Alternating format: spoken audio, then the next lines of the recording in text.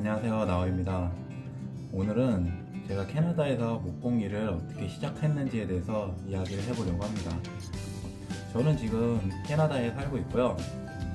올해 12년차 목수일을 하고 있습니다. 제가 캐나다에 와서 목수일을 처음 배운 계기는 내가 살 집을 내 손으로 한번 지어보고 싶다라는 생각에서 이 일을 시작하게 됐습니다. 그때 당시에 사실 부모님도 많이 말렸고요. 그리고 와이프도 왜 그거를 굳이 해야 되나, 다른 일 다른 일은 어떠냐라는 많은 제안도 했었고요. 당시 제 주변에 계시는 한인 지인분들도 왜 이렇게 힘든 일을 하냐고 많이 말렸었어요. 그때 당시에 캐나다 10년, 12년 전이니까 제가 사는 동네는 거의 한인 목수, 한인 건축주, 건설업자가 거의 없었어요. 지금도 많이 있진 않은데, 그러다 보니까는 몸 쓰는 일을 한다, 노가다를 한다, 그래서 많이 말리신 것 같아요. 몸이 힘든 거는 크게 걱정을 안 했어요. 왜냐면은 한국에서도 아르바이트지만 노가다 잡일을 어느 정도 했고, 힘쓰는 일에는 자신이 그래도 조금 있다고 생각을 했기 때문에 그거는 걱정을 안 했어요. 제가 원래 만드는 거를 좀 좋아했거든요. 손으로 이것저것 만드는 걸 좋아해서 내가 살 집을 나중에 내가 지으면 어떨까? 배워가지고 지으면 어떨까? 이런 생각으로 그냥 막연히 시작을 한 것 같아요. 학교에 처음 들어가서 아시안 계통은 저밖에 없었어요. 백인들이었죠. 다른 필리핀계나 그런 분들도 못 봤어요. 그냥 저희 반에 20명이었는데 나이 드신 분들이 생각보다 많았어요. 젊은 친구들은 한 두세 명? 제가 간 곳이 컬리지여서 그런지 몰라도 일반 유니버시티는 사실 그때 당시 제 영어 실력도 안 되고 해서 제 자격으로는 유니버시티는 가지 못했어요. 그래서 사립 컬리지, 그 목공일을 배우는 곳에 들어갈 수가 있었죠.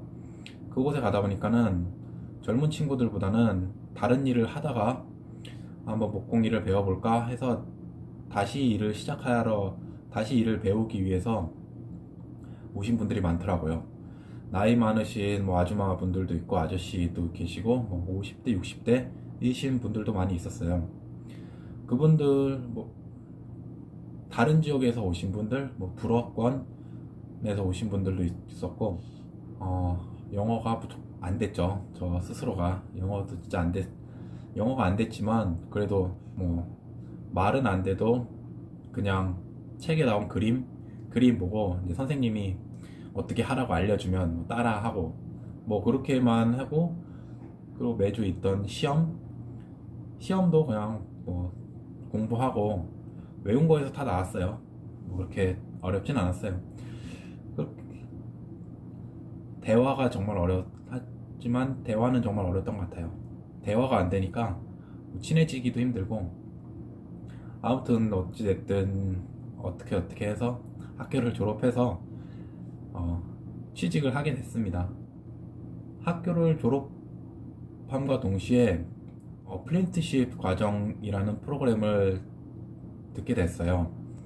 학교에서 같은 프로그램 안에 속해 있는 건데, 학교에서 이론과 실습을 어느 정도 배우고 실제 현장에 나가서 또 시간을 채워야 되는 거예요. 일한 시간을 채워서 학교에다 보고를 해야지 그 자격증을 받을 수가 있는 거예요. 교수가 제가 일하는 곳에 나와서 그냥 잘하고 있나 그거를 한번 체크해주는 거가 다예요.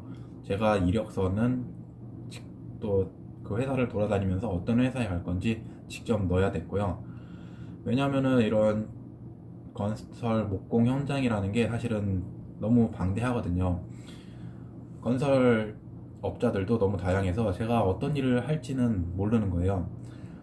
석고보드 붙이는 일을 할 수도 있고, 외장 일을 하는 사람, 지붕업자 쪽, 아니면 프레이밍을 하는 쪽, 어느 회사에 취직이 될지는 저도 모르는 거니까 제가 원하는 곳에 들어가서 일을 하는 게 되게 정말 중요한 것 같아요.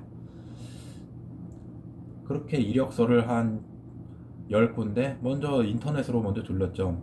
한국에서처럼 이력서 작성해서 인터넷으로 돌렸고 기다리고 있는데 뭐 몇 주일이 지나도 뭐 한 달이 돼도 연락이 하나도 없는 거예요. 뭐 일단 집에서도 계속 놀고만 있으니까 많이 압박이 오죠.